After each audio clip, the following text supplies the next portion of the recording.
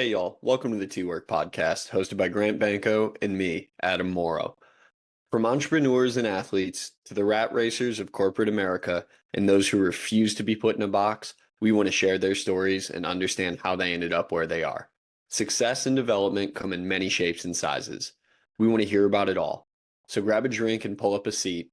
Let's spill some tea and get to it. Today, we'd like to welcome a special guest, Dalton Guthrie. Dalton Guthrie played baseball at the University of Florida from 2015 to 2017, where he was drafted then to the Philadelphia Phillies in the sixth round. Also in 2017, he was a national champion, playing infield for the Florida Gators. Then finally made his debut in the show with the Phillies as a late season call-up in 2022.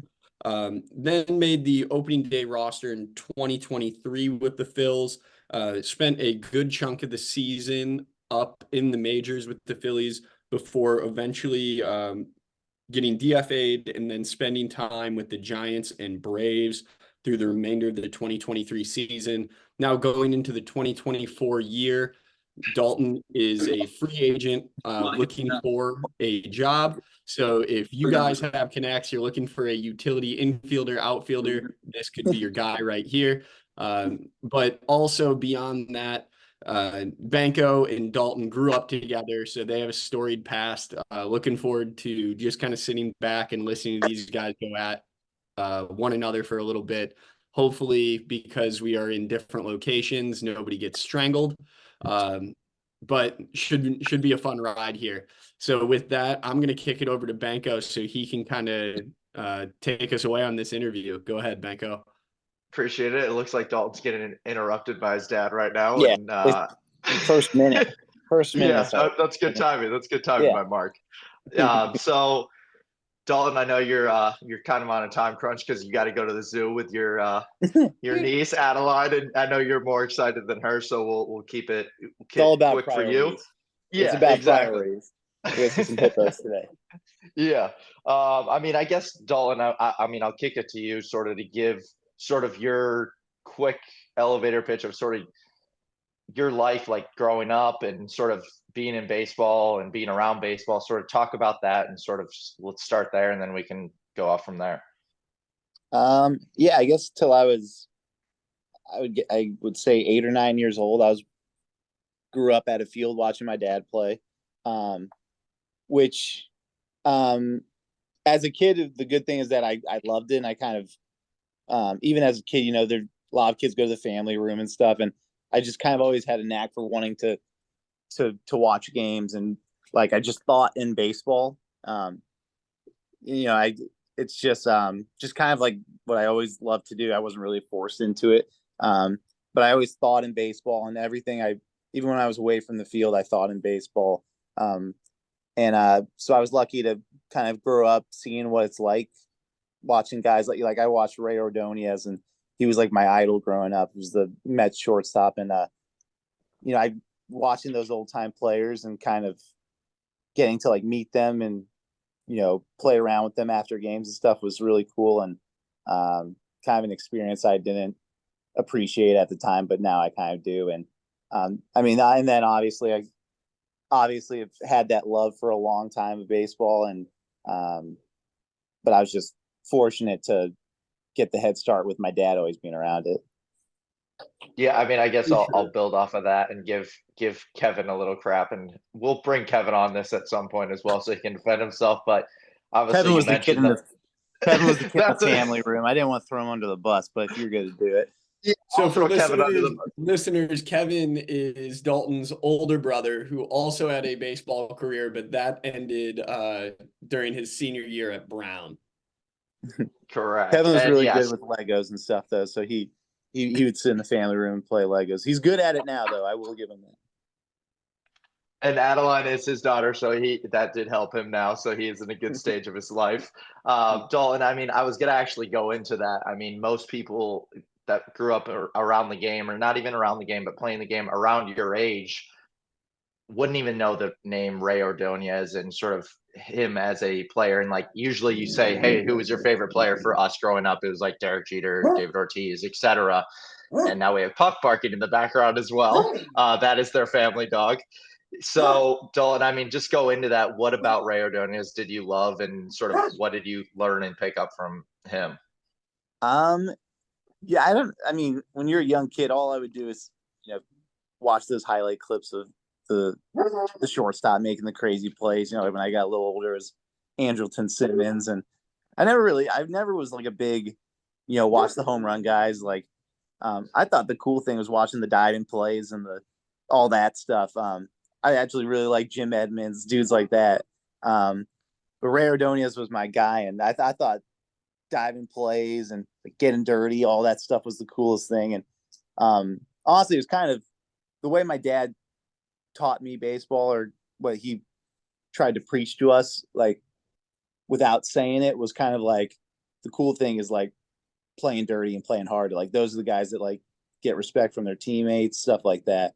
And like not anyone can hit, but like guys can hit, and a lot of dudes can hit at that level. But the dudes that like earn respect are the dudes that grind and play hard, and dudes like Ray Ordonez that were just grinding every play, making cool little plays. I loved it. So that's kind of always the player I wanted to be, was kind of like that. And I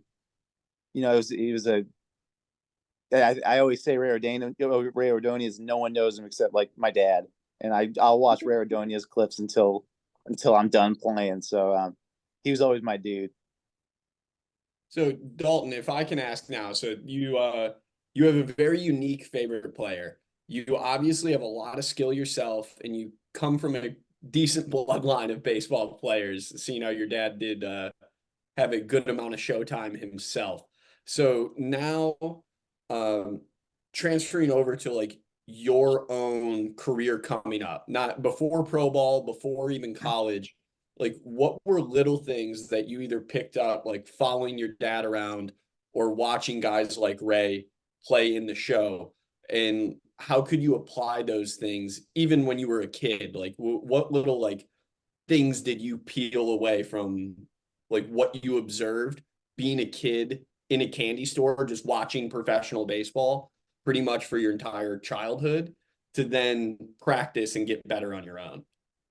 Yeah, I think like even because I always tell people, when they ask like about like how I was in Little League or something, I wasn't really that good in Little League, but I always, even from a young age, I took pride in being like a dirt dog, even when I wasn't great.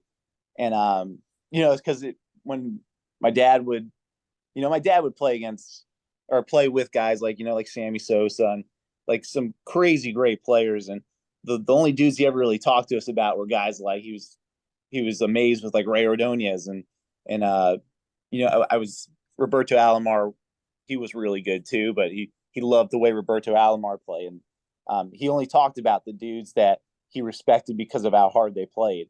And so when as a kid, I was like, well, I mean, you want to earn your dad's respect and everything like that, right? And I was like, well, I'm going to play hard. Like that's what I'm going to take pride in, no matter what. And so even when I wasn't a great player, or when I wasn't playing well, the only thing I really tried to take pride in was being a dirt dog and giving everything. And that's kind of the only thing that really was important to me. So when you talk about like being a dirt dog, obviously this is like a mantra that you tried to follow. It's something that you felt like you really could control, right? Like you can't always control if you get a hit. You can't always control the result if you win or lose, but you can control how hard you play. So even like what were little things maybe that you felt like were a good testament to how hard you went? Like at the end of the day, like was it as simple as like I've got dirt on my jersey, like I did what I needed to do today? Or like what fulfilled that for you? Like what was the mentality of being a dirt dog? Yeah, I think it internally.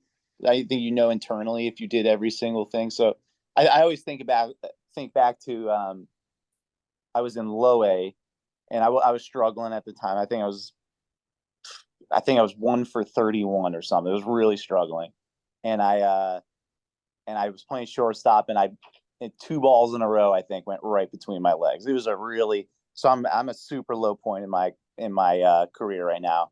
And so 2 balls go through my legs, and the next play is like a foul ball into foul territory, and I dove and I like banged against the wall, and I didn't catch the ball.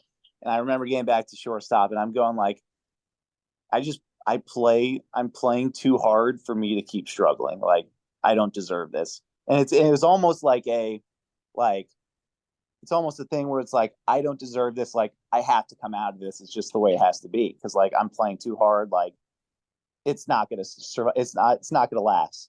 So it was kind of always like a thing for,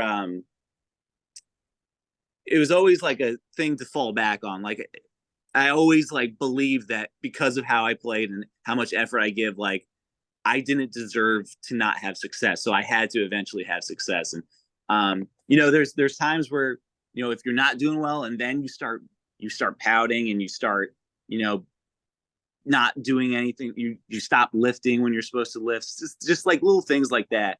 And then you go, well, like, I'm not doing anything right. Like, I probably don't deserve success because I'm not really doing the stuff that I should be doing, like hustling balls out and stuff like that.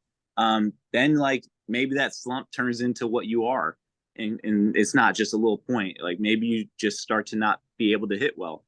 So it always was kind of like a positive and a bad situation, I guess. Okay. Cool. I mean, that's a good thing to have, right? You have this guardrail or this mantra that you can always fall back on to either self-correct, kind of bring you back to center. Obviously, like, Banko and I played baseball nowhere near at the level that you've played it at, but I definitely feel like going up to the plate and being able to like trust who you are, going out in the field and being able to trust who you are is huge. I'm even curious. I know we're here to interview you, but like, let's dish this over real quick to Mr. Corporate Banko. Like, dude, is that the same thing? Like, dirt dog mentality in the corporate world? Like, are there any like equitable things you can pull on that? Yeah, I mean, I would say I wouldn't use dirt dog in the corporate America world. I would definitely use control what you can control.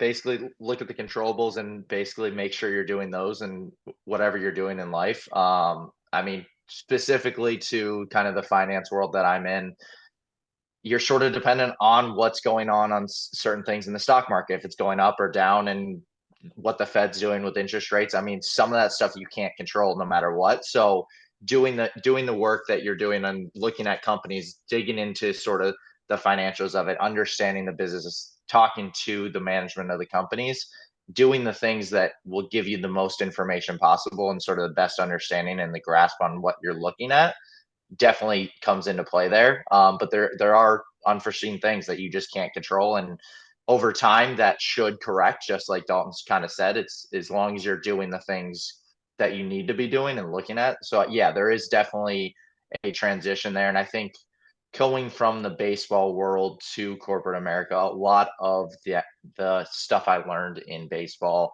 practicing and sort of managing emotions, etc., and that kind of thing did pass over to the working world. So I would definitely agree with that. Very cool. And then I think I have one last thing that I really want to hit on before I listen to you guys go at each other's throats for a little bit. But so Dalton, I don't even know if Banko ran this by you, but the name of our podcast is T-Work. And the idea of that is like, what are the routines? What are the things that you go through to help you become who you are? And obviously we hit on that with like your mantra and like where you started. I'm curious how that changed as you've gotten into pro ball, as you've been exposed to all the technology, all the information, all scouting. And I'm not saying that you need to give us every single thing you do on a daily basis, but I'm very curious either like what has stuck with you always and forever throughout your career, as well as what are things that you find very impactful that you've been exposed to since being in professional baseball. Yeah, so I think the biggest thing you learn is you kind of, your routine turns into the stuff that's worked for you. So, I always tell people, because you always hear the failure leads to success, all that stuff, but when I think about my progression as a hitter and stuff, I was okay hitting, and I've gotten better, and I think about like what I know about hitting, and everything I know about hitting and everything that I apply to my swing and I focus on. It's stuff that I really struggled on. So I talk about like that 1 for 31 time, and I like to this day I remember the correction I made was really focusing on keeping my back heel in the ground the entire time, and that's what got me out of that slump. And it's kind of always in my memory bank for if I have a similar problem where I'm lunging like I was and I can't keep my weight on my backside.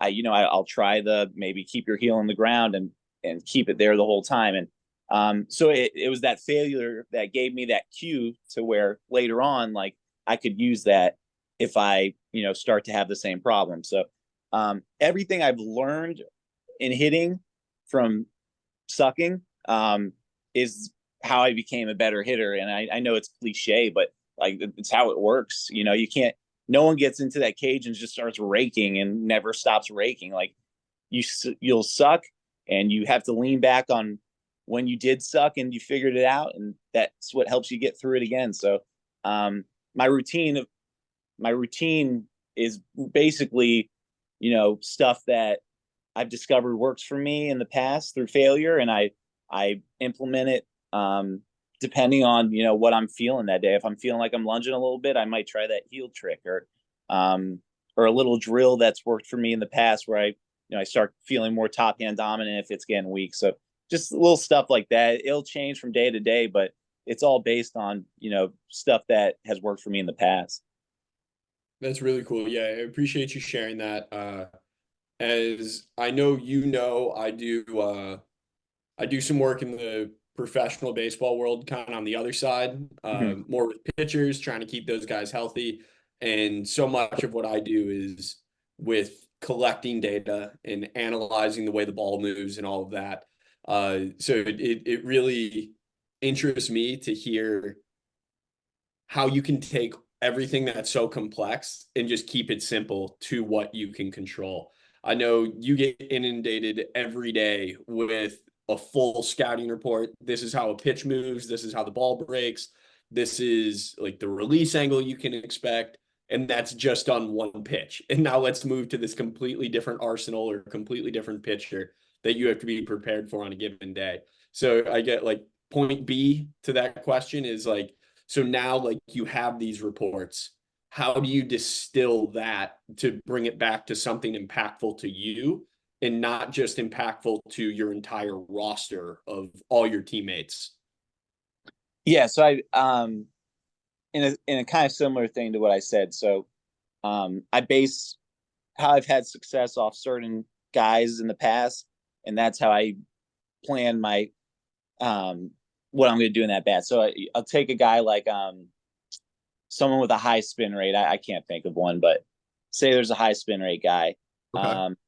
And personally, I know that when my hands are a little bit higher, I hit guys with high spin rate better. That's when I've had success in the past. So when I'll see the numbers on usually around 2,400 RPM is where I start thinking like, okay, high spin rate guy. And I'll start trying to envision what that fastball looks like in my head.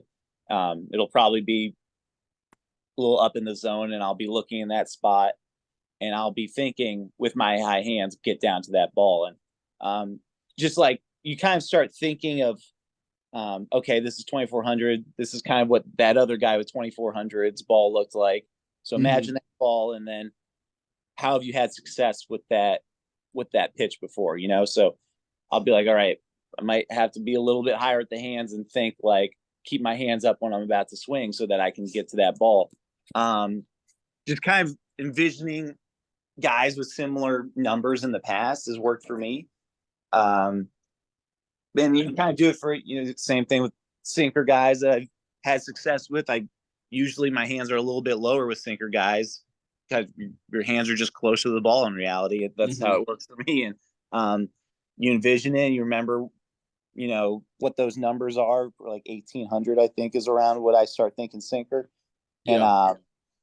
so it's just kind of the same thing. You remember how you've had success in the past, and you kind of try to do similar things. And the more information, the more you play the game, you start picking up little things like that too. Like, all right, this is how I've hit this guy with this kind of RPM, and now let's take that similar approach. And that's why experience is so invaluable, really. Thanks. Yeah, I really appreciate that. Obviously, I can talk about data, metrics, StatCast stuff all day, every day. But before I nerd out, Banko, let's let you hit Dalton with some questions. Yeah, I was giving you some time just because I've known Dalton for a long time, so I wanted to sort Of of let course. you sort of get some of your questions out. I guess I'll jump back in. Don't you worry. yeah, no, I know. Dalton, I think that's the first time I've ever heard you talk about visualization, and sort of using that. So I'm kind of curious, when did that sort of come into your play? I mean, obviously, some for background for some other people listening is your dad was a big mental Tony Robbins guy, listened to all the tapes when he was playing growing up, goal setting, etc. I mean, is that kind of where that thought process came from? I mean, where did the visualization kind of mind stuff start to come in for you? When I started sucking, so I had to figure something out. So when you say sucking, Dalton, wait, I'm sorry. When you say sucking, is it like sucking obviously is relative here, but are you referring to that one for 31 stretch? Is that just like, listen, is there's that what we plenty. always fall back on for you? No, listen, there's been plenty of stretches. That's what I think people don't understand is, I mean, those maybe not 1 for 31, that might be the worst it's been, but I, one for 18s, I mean, those happen plenty of times during a year. And Mhm. I think, like, and honestly, it's really like 4 or 5 games where you're just not swinging great. And but like that happens a lot during a year. It's a long season, and when you got Oh to play yeah. 150, is that what it is? You're gonna have 4 or 5 in a row where you're going up there going, goodness, I don't think I should be a professional baseball player. It happens a lot more than people think. And yeah, no, I mean, when you start having those little things, it's it's literally just a mental game of can I take my emotions out of this and try to do what I know I can do.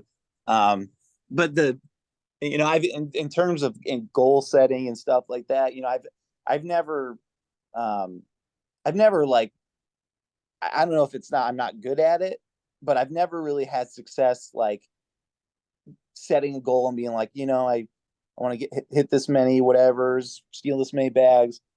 Obviously, there's different ways to goal set. You don't have to do it all by numbers, but when I talk visualization, I've talked about, if I'm in the outfield, like if a ball's hit at this certain height, I know that's going to be close to the wall because I played there before.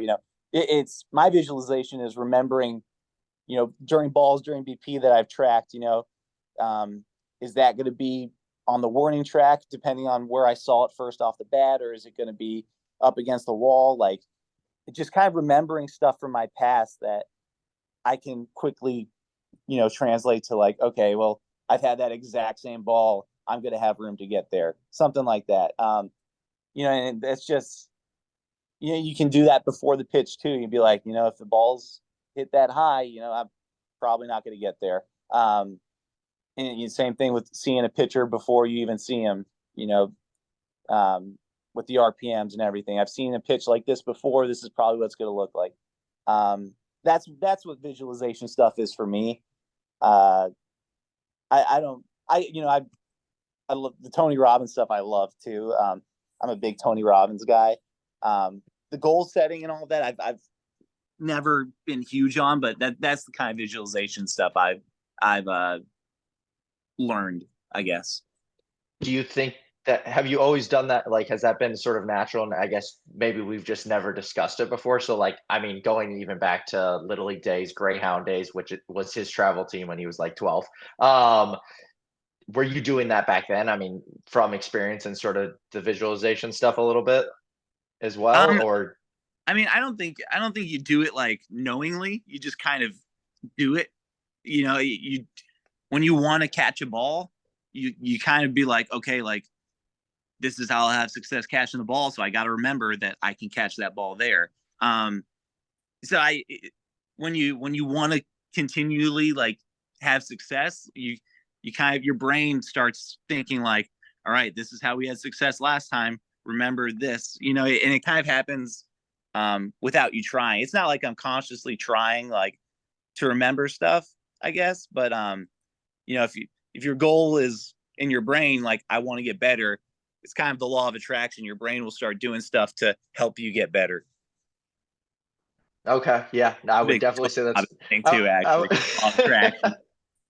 yeah, I would definitely say that's not natural for everyone, and a lot of people probably listening that is definitely not a natural thing. I would say that's a gift. So just to give you a little bit more credit there, Dalt.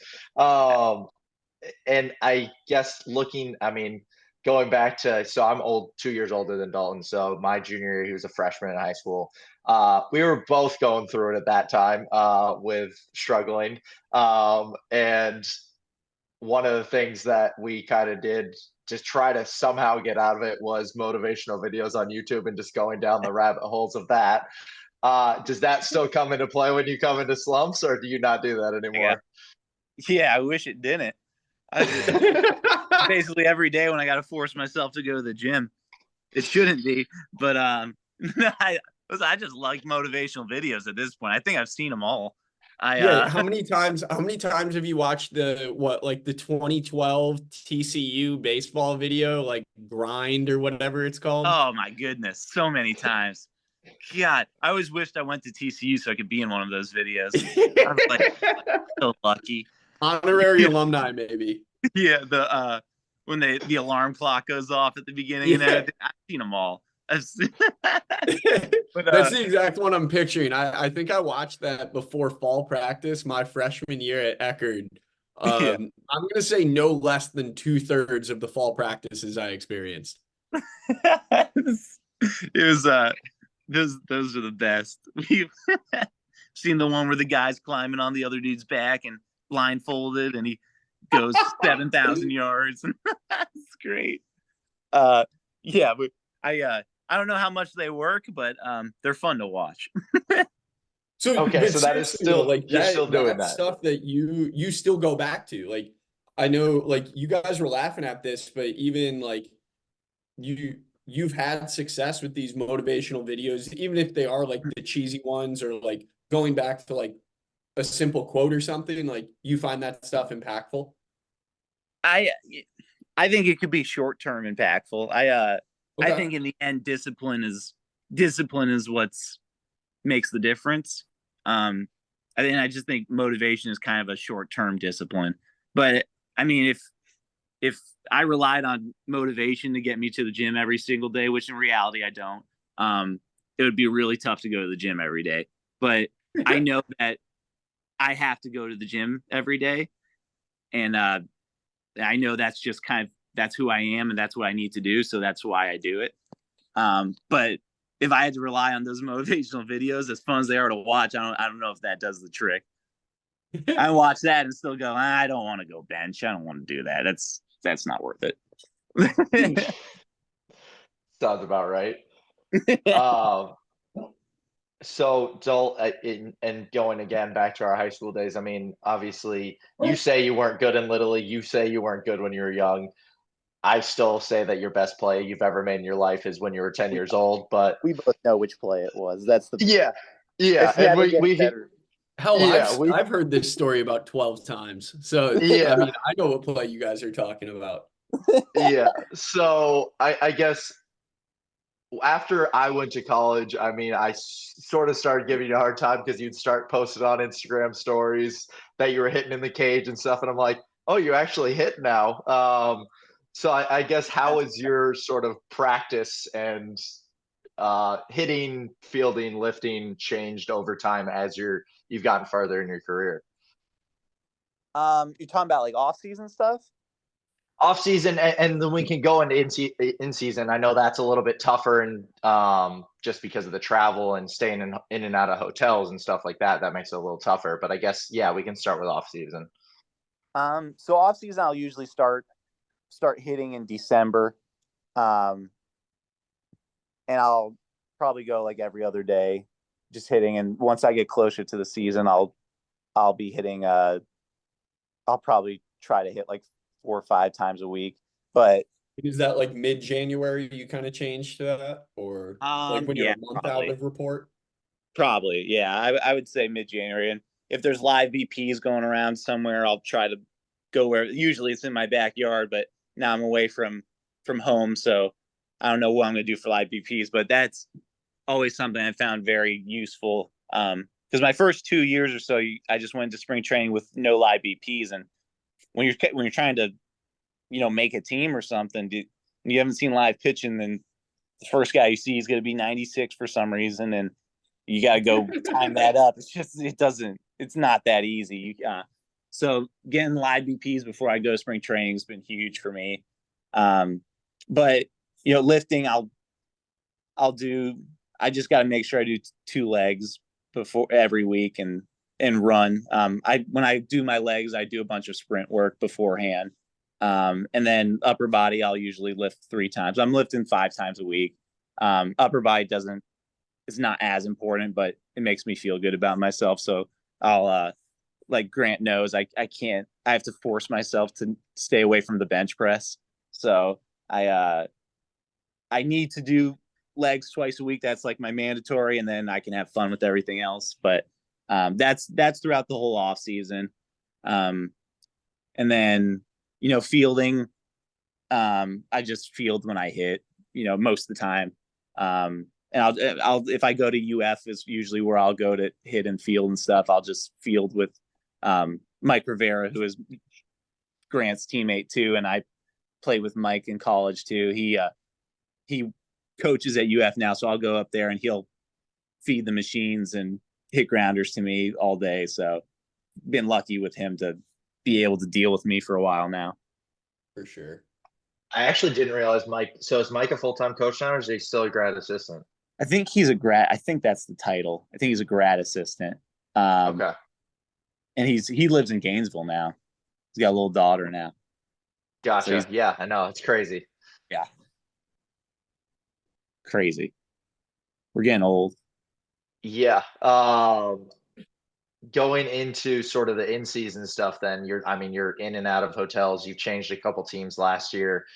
Were there any things that you tried to consistently do, like that would help sort of kind of ground you and sort of be like, all right, this is how I can stay in routine and feel good about day to day? Or was there anything that you do in that kind of, because it's kind of crazy, just different hotels, different cities, different teams, etc. Yeah, well, I think What? What's that? I said good question, Banko. Oh, so I think it was. I usually this, how I'm a picky eater. So whenever I go to a place, like we'll be there for a week, and so that I don't have to sit there and think about what I can get. When I go to a place, I'm probably eating the exact same thing the entire week for lunch, and I don't recommend that. But it's made everything simpler for me, so I can just focus on baseball or something. And in terms of lifting, usually I would try to lift 3 times a week, but during the season, and I'm not proud of this. During the season, I start getting DFA and all this stuff, and I kind of mentally let it get to me a little bit, and I started being like kind of forgetful on lifts and stuff, and it got not lazy, but I was kind of, I got a little hamstring strain, and I was like, well, I just won't really do legs as much. I don't want to hurt it. And what ended up happening was I kind of lost my speed that I worked so hard for in the off season. And I wasn't really able to run like I should. And which is a huge part of who I am as a player.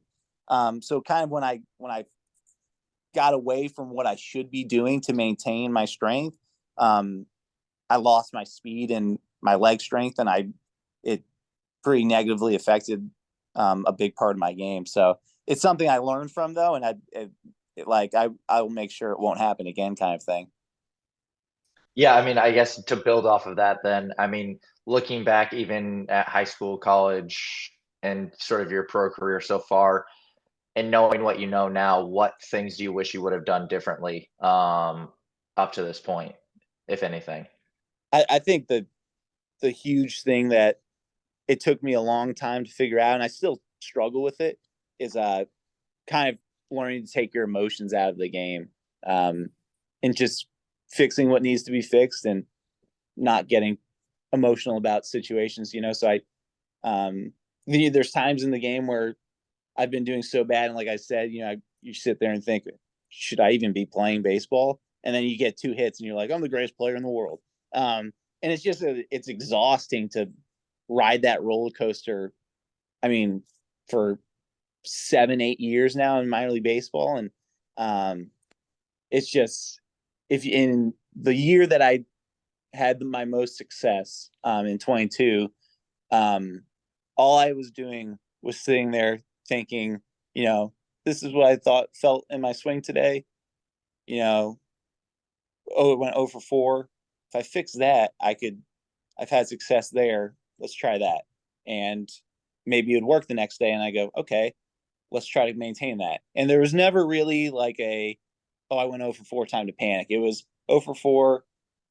Let's see if I can fix this, and that would fix that. And that was my year where I took my emotion out of it the best, I would say. And when it becomes more of a science for me, and not I'm getting DFA'd and, oh, what's my job going to be this year? Kind of like I did this last year. Where am I going to be next year? And oh shoot, do they like me? It's really emotionally draining to play that game and still perform, as compared to, let's make this correction and then do your job. And that's where I've had the most success, is where I take the emotion out of it. So Dalton, if I can hop back in, you starting to talk about like the removal of emotion and your identity from one year to the next, like where you had success, where you struggled.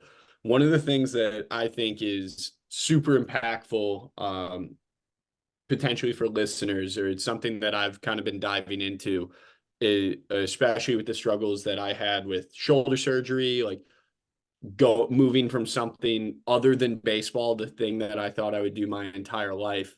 For you, having these ups and downs, like what have you been able to like look at as your identity? Like, have you been able to find yourself as something other than just a baseball player? Like where do you, or how do you value yourself, if you're willing to share that? And like, how has that helped you like continue on this grind?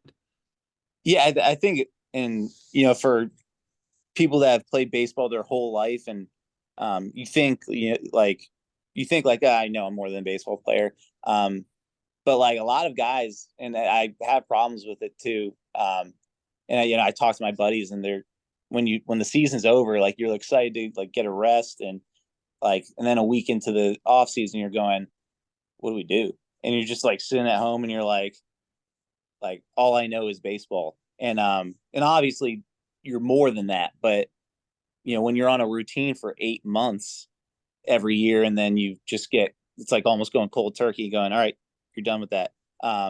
It's hard to like think of yourself as anything more. So you'll just sit there and be like, what do I do? And it's tough, but honestly, like staying active and being around people helps. But when you're sitting there and you don't have baseball and that's all you've done, I know a lot of guys that have trouble, and some it kind of causes some stress that from nothing. It's you're doing nothing, and it's almost like you're so hyper, and so like you're like a dog that needs to run almost. You just like you need something to do, and guys don't understand that until you're not playing baseball, which I'm sure you guys, as soon as you stop playing baseball, it's like, oh wow, that took a lot of my life, and now there's a lot of open time here.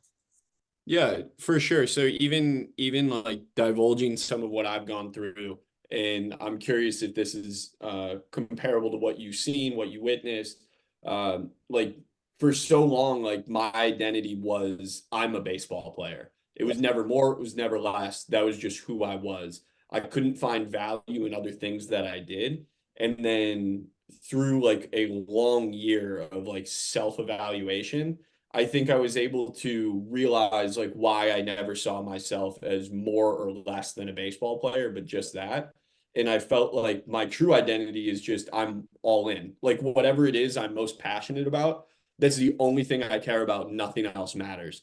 And for me, that was baseball. So like I feel like where I've had this like large growth in my personal life is instead of seeing myself as just a baseball player or just the co-founder of Flex Pro Grip, it's no, my identity is all in, and that can be a superpower if I use it properly, because I am just going to dedicate one thing or my whole life to one thing.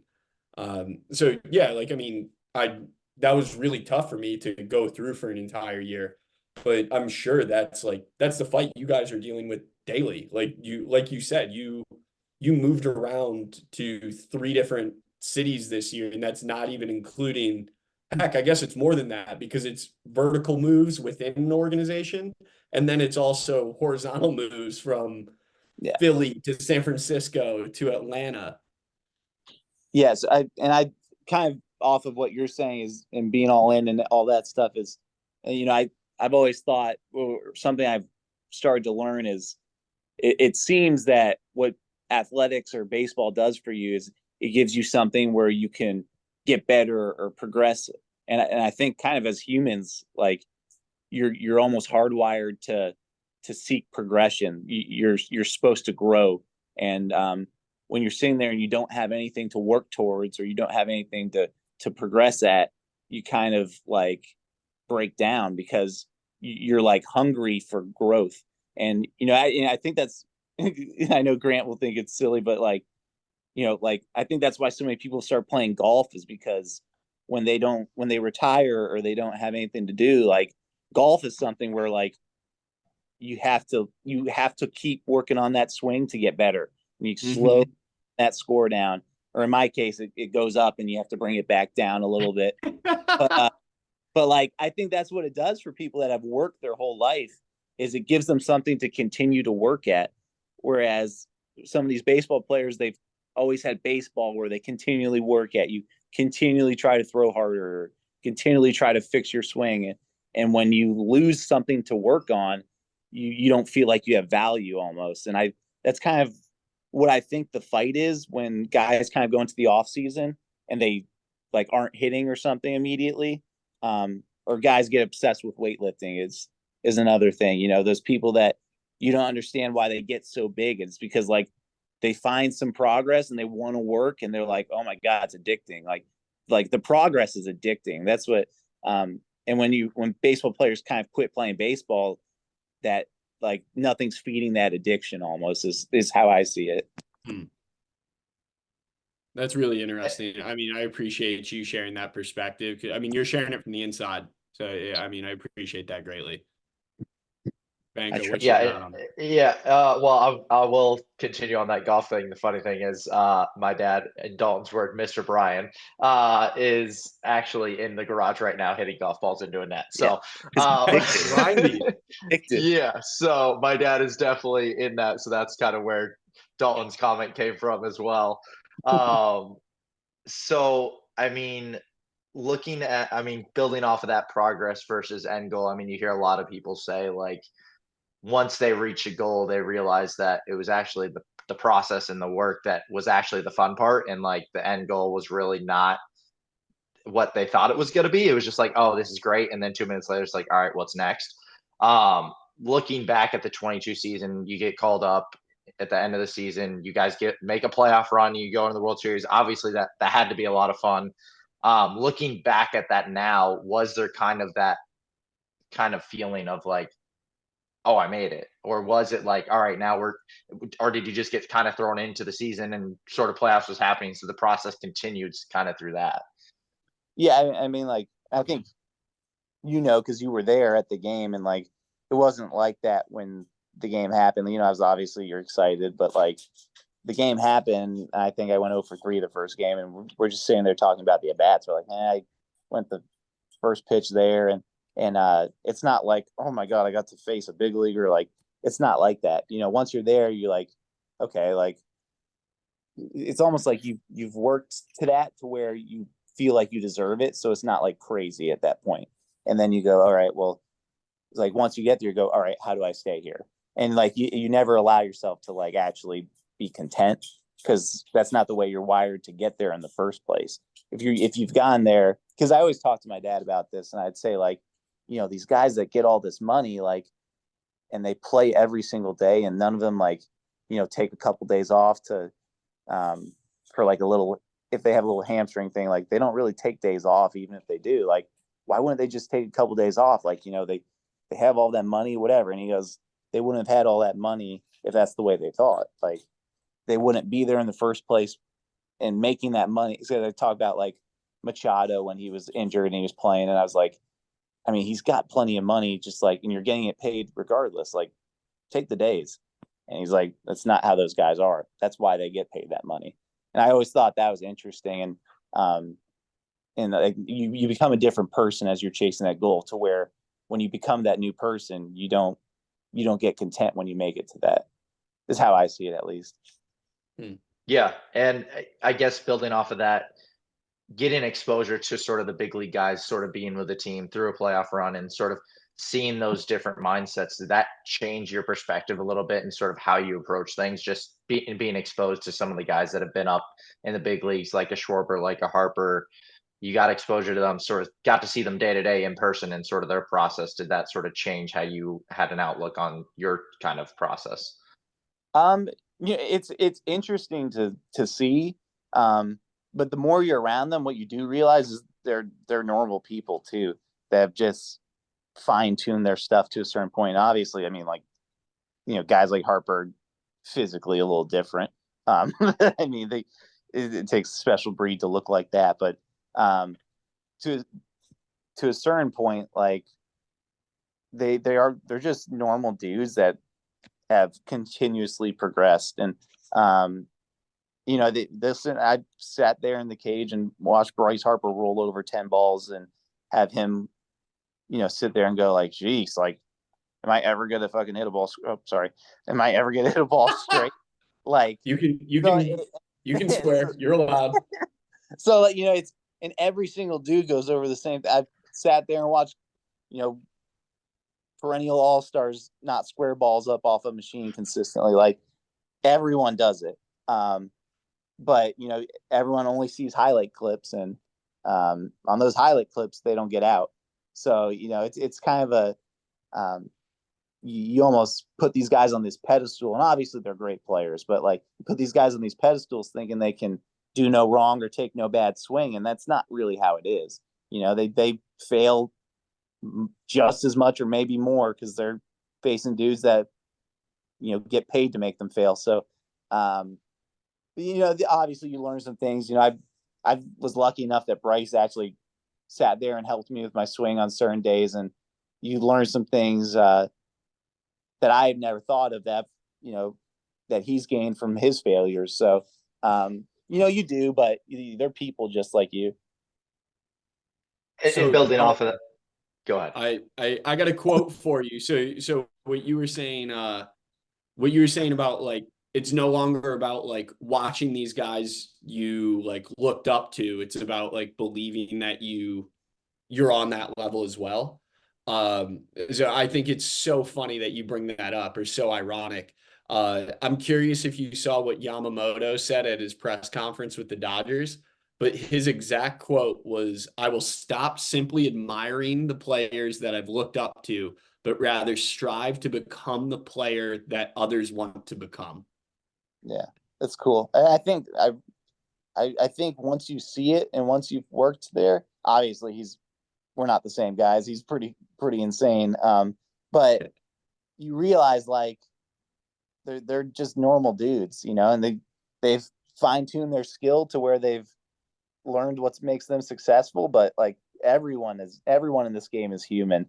And I mean, Ohtani's the closest thing not to it, but he's still human too. Like, that I mean, didn't he hit like 170 one year during that COVID year? Like everyone does it. And he's making $700 million, you know? So it's cliche. It's a game of failure, but like every person fails in this game. And it's just, if you continuously could use that failure, you know, obviously super cliche, but that's what it is. That's what the game is. Yeah. I think a lot of people would want to hear sort of, I mean, not a lot of people make it. I don't know the stat of how many people have actually played in one game of Major League Baseball, but obviously the result was not great, your debut, like you said. But I mean, sort of take us through that. Like, what was that experience like for you, and sort of finally getting to experience being on the big league team, being at the biggest stage, and then going on a playoff run? I mean, you got your first year being up, you're in the World Series in the dugout, like day in and day out. I mean, what was that experience like? Yeah, it was when I got called up, I got pulled from a game in Norfolk, which was pretty cool. And I kind of had an idea. I think Castellanos had gotten hurt or something, and I was playing well, but like I was like, oh, I'm just gonna play, like I don't care. And that's kind of, you know, kind of taking the emotion out of it. That during the season, I was just kind of like, I'm just gonna show up and try to hit again and try to play well. I don't care what happens. Whatever they do, they do. And it's kind of how I was thinking during that season. That's why I was playing so well, honestly. I didn't really care if I got called up, as crazy as it seemed. I was just like, I just want to keep playing well. I like playing well, you know. It's addicting to play well. So I got called up, you know, during the middle of the game. He pulled me out, and I was like, did I not run a ball out? I've never not run a ball out. Like, what am I getting pulled for? I was like, and he's like, whatever, you're going up. Pretty cool. So I went outside, or I tried to watch the rest of the game, and I got crushed by my teammates for doing that. They said, go call everyone. I was like, all right. So I went and called everybody.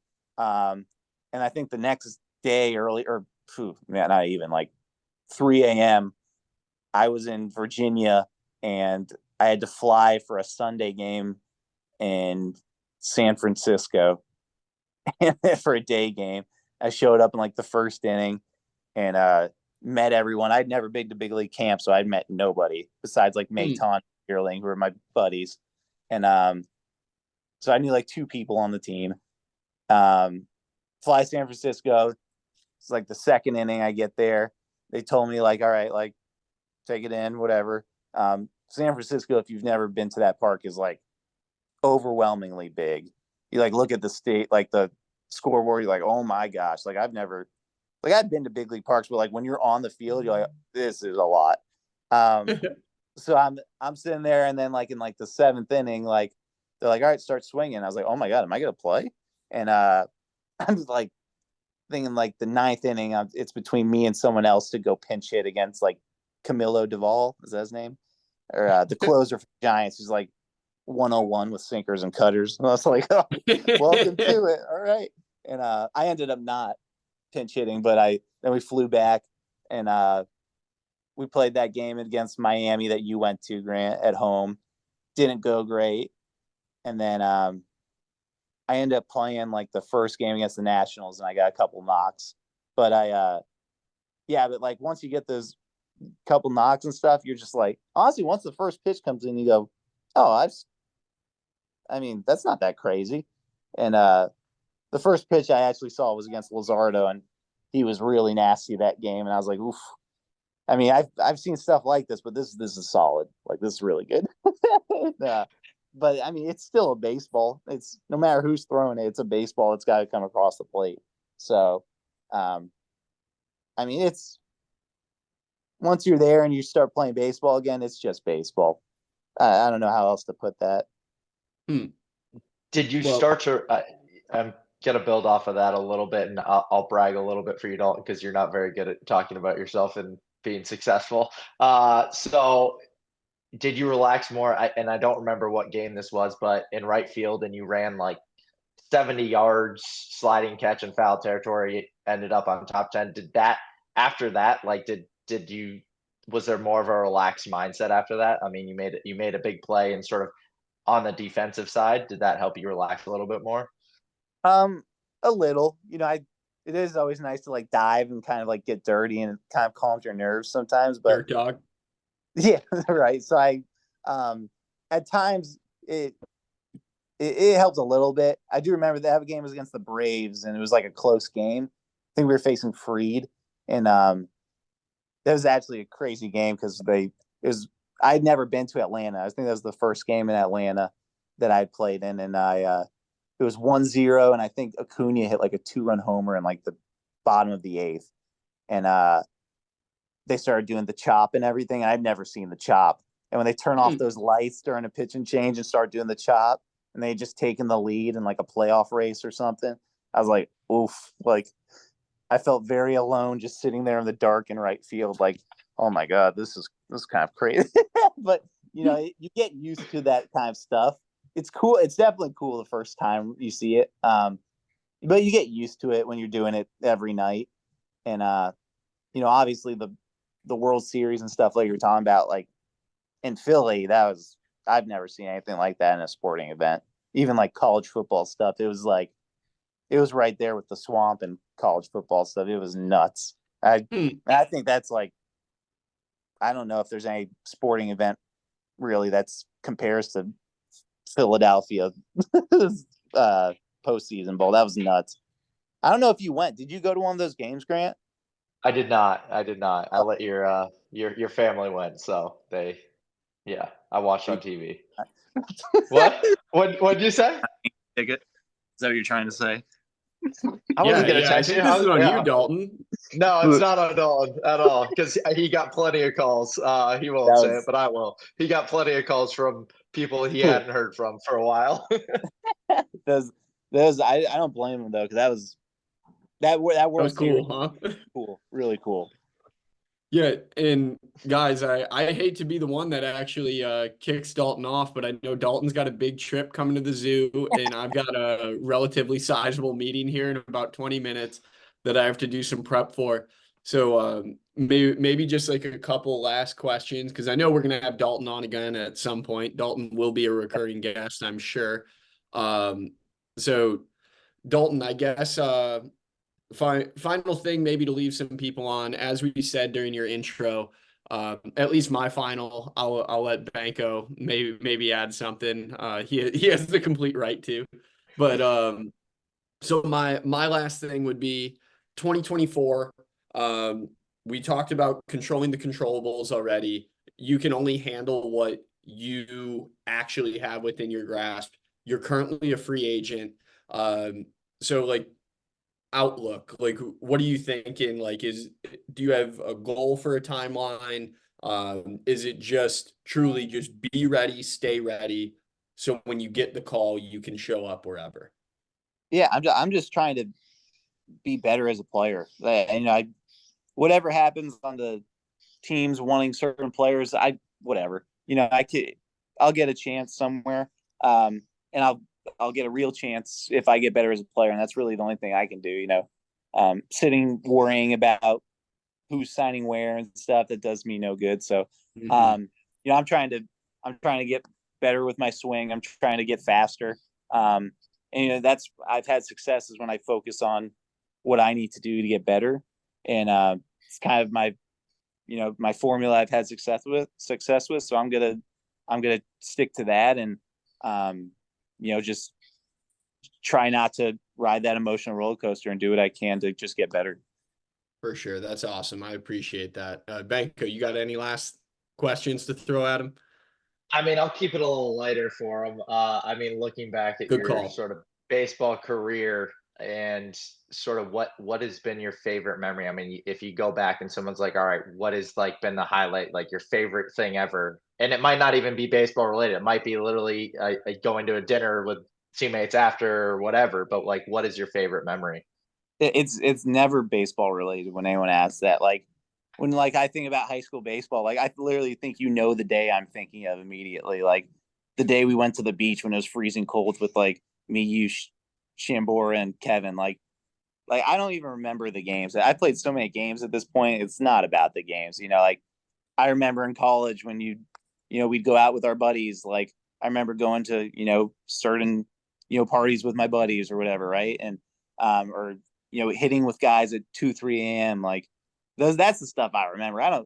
The games are games, whatever. You play enough of those. I remember in the minor leagues, like having 10 dudes in a hotel room watching some stupid scary movie or something, and like that kind of stuff. Like it's my best times are never. It's kind of enjoying the process thing. Like, but you don't understand that when you're going through it. You think got to move up a level, and then when you think back and you're like, gosh, remember that time in Lakewood when we were doing this? Or that's what, like, when I talk to my buddies like Veerling and Maton, like that's what we talk about. Like that was the fun stuff for us. And everyone says enjoy the process, but it really is the whole thing. And it's not, the end goal's great, whatever, but that's not what when you look back in 10 years you're gonna enjoy. Yeah, really no cool, doubt. Dalton. I appreciate that. I know Banko can probably just take us down memory lane. I'm excited for the next time you come on to chat with us. Hopefully at that point you're signed, we're off in spring training doing something fancy. But we appreciate you making the time to come on today, talk us through your process, what's gotten you to this point, what your key work looks like, and how you've become successful and who you are. So until next time, man, really appreciate it. Yeah, no, that was fun. Thank you guys for having me. Of course. Even you, Grant. Yeah, no.